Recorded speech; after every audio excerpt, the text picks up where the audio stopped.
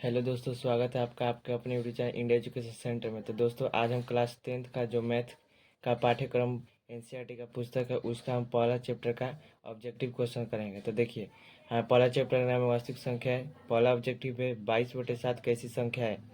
तो देखिए, option A पर में, बी अपर में, सी वास्तविक नहीं है, डी इनमें से कोई नहीं। तो देखिए, 22/7 को हम p/q के रूप में लिख सकते हैं, इसलिए हमारा कैसा संख्या जी, हमारा एक पर में संख्या होगा। तो आंसर होगा हमारा ए। दूसरा देखिए, पाई कोमा पाई/2 कैसी संख्या है। देखिए, पाई जो होता है और पाई/2 या पाई+2, पाई के साथ कोई भी संख्या होगा ना आपका, अगर उस संख्या में आपका पाई उपस्थित है तो मानकर चलिए कि वह सभी की सभी संख्या कैसी है जी, आपकी अपरिमेय संख्या है। तो देखिए, ऑप्शन में आपका अपरिमेय संख्या कहाँ पर दिखाई दे रहा है। तो अपरिमेय संख्या हमारा, इसका आंसर कितना होगा जी, बी। अब देखिए, जो हमारा तीसरा क्वेश्चन है, तीसरा क्वेश्चन है हमारा, √150/3 × कैसी संख्या है। तो देखिए, ऐसा क्वेश्चन आपको जब भी मिलेगा तो आप क्या कीजिएगा, पहले इसको हल कीजिए, उसके बाद आप आंसर बताइएगा। तो देखिए, हम हल करते हैं।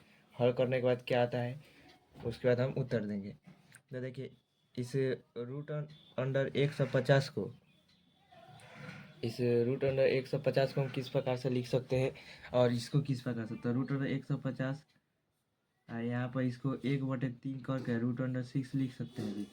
उसका 1/3 रहेगा हमारा, और रूट अंडर, ये आपका दोनों के दोनों रूट के अंदर चला जाएगा, 150/6 हो जाएगा। तो देखिए, 3 दूना का 6 हो जाएगा, 3×5 = 15, 0×50 दो, इसको 25 मात्रा में काटेंगे तो यह हमारा कितना हो जाएगा, 1/3 हो जाएगा। और यह 25 रूट से बाहर निकलेगा तो 5 आएगा, तो ये 5/3 हो गया। तो देखिए, 5/3 को क्यू के रूप में इसलिए कैसा हो जाएगा जी, हमारा पर में संख्या हो जाएगा। तो हमारा आंसर होगा बी। अब देखिए, अब अगला हमारा जो प्रश्न है 4 नंबर, उसको देखते हैं।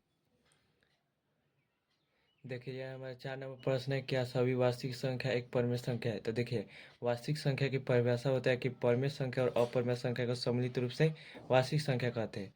लेकिन यहाँ पर क्या कह रहा है जी कि क्या सभी वास्तविक संख्या परमेय संख्या हो सकती है। तो नहीं, क्योंकि वास्तविक संख्या में आपका परमेय संख्या भी आता है और अपरमेय संख्या।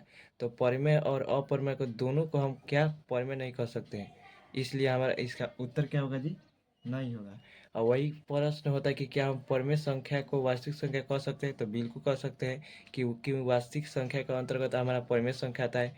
तो इस तरफ पूछता तो हमारा हाँ आंसर होता, लेकिन क्वेश्चन को उल्टा करके पूछा है कि क्या वास्तविक संख्या, क्या सभी वास्तविक संख्या एक परमेय संख्या है। नहीं, एकदम नहीं, क्योंकि वास्तविक संख्या के अंतर्गत आपका परमेय संख्या भी और अपरमेय संख्या दोनों आता है। तो अपरमेय संख्या आने के कारण यह हमारा परमेय संख्या का नहीं होगा, इसलिए इसका उत्तर क्या होगा जी।